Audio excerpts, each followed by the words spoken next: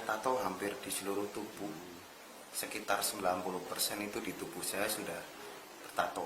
80. Akhir-akhir ini dunia maya dan infotainment tanah air sedang ramai membahas soal kepala desa yang lagi viral. Pasalnya, kepala desa yang satu ini memiliki penampilan yang tidak biasanya. Kalau umumnya seorang pemimpin terlihat begitu berwibawa, rapi, dan bersahaja, apa jadinya nih guys kalau seorang kepala desa memiliki tubuh yang dipenuhi dengan tato? Pasti agak ngeri-ngeri sedap kan?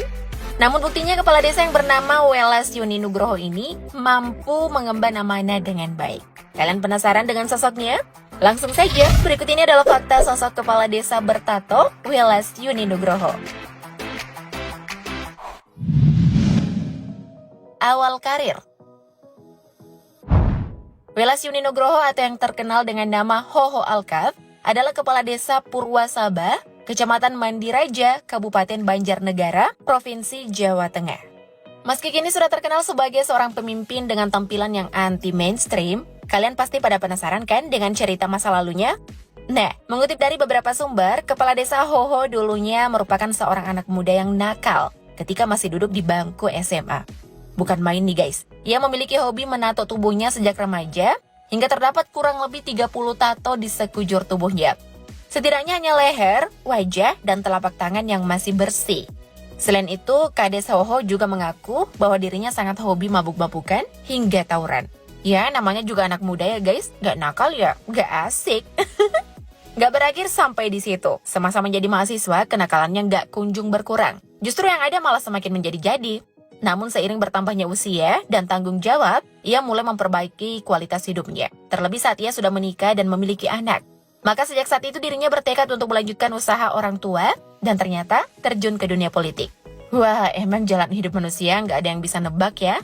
Pasti Pak Kades sering dihujat ibu-ibu kompleks nih saat remaja karena nakal. Iya kan guys?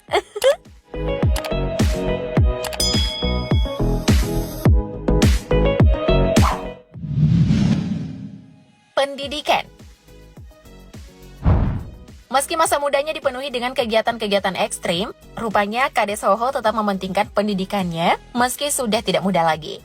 Padahal mah kalau anak muda yang hobi mabuk dan tawuran biasanya nggak peduli soal pendidikan. Boro-boro mau belajar, hadir di kelas aja jarang banget kan guys?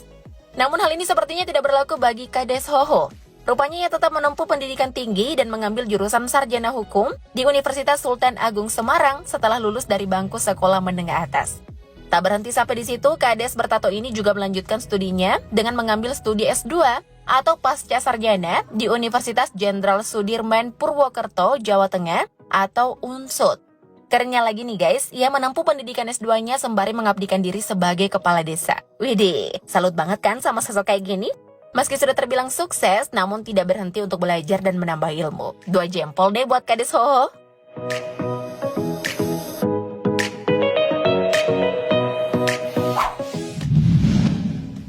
Agama.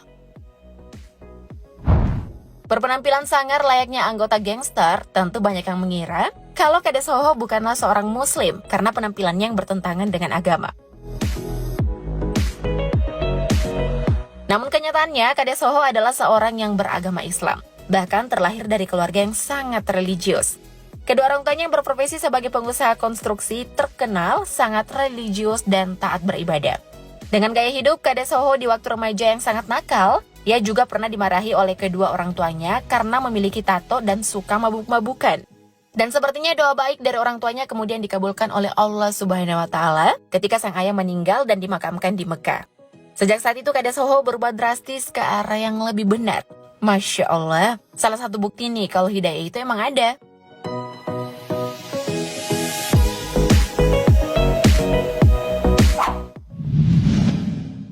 Keluarga. Berbicara soal keluarga, Kades Hoho merupakan anak bungsu dari 4 bersaudara. Ayahnya bernama almarhum Haji Siswoyo Siswoharsono dan ibunya bernama almarhumah Haja Sri Hartati. Selain dikenal religius, kedua orang tuanya ini juga dikenal sebagai tokoh masyarakat yang sangat mengayomi warga hingga pernah terpilih menjadi anggota DPRD Banjarnegara. Keluarganya Kades Hoho juga terkenal kerap membantu warga yang membutuhkan, terutama bagi anak yatim piatu yang berada di sekitarnya. Oh ya, Kades Hoho memiliki istri cantik yang bernama Erna Widya Stuti SKM. Wanita inilah yang menjadi salah satu alasan Kades Soho berhijrah dan menjadi lebih baik. Mimin doain semoga keluarga Pak Kades langgeng selalu hingga maut yang memisahkan. Amin.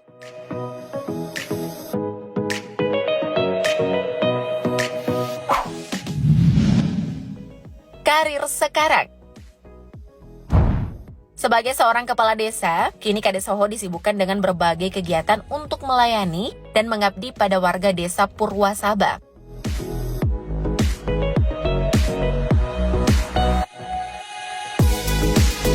Meski sempat dinilai negatif, rupanya Kades Soho adalah pemimpin yang begitu royal bagi warganya.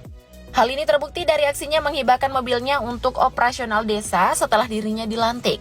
Mobil tersebut digunakan untuk kepentingan bersama, terutama untuk mengantar warga yang sakit menuju fasilitas kesehatan. Kades Soho juga bertekad untuk memajukan desa yang dipimpinnya. Tidak hanya sibuk dengan kegiatan desa, Kades Soho juga berprofesi sebagai seorang pengusaha sukses, sesekali mengurus perusahaan-perusahaan yang dimiliki. Diketahui perusahaan warisan orang tuanya ini bergerak di bidang konstruksi yang menggarap berbagai proyek pembangunan infrastruktur hingga penyewaan alat berat.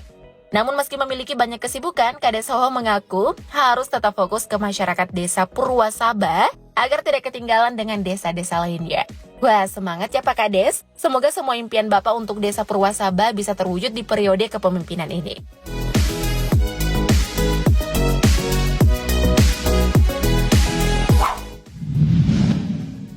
Harta kekayaan.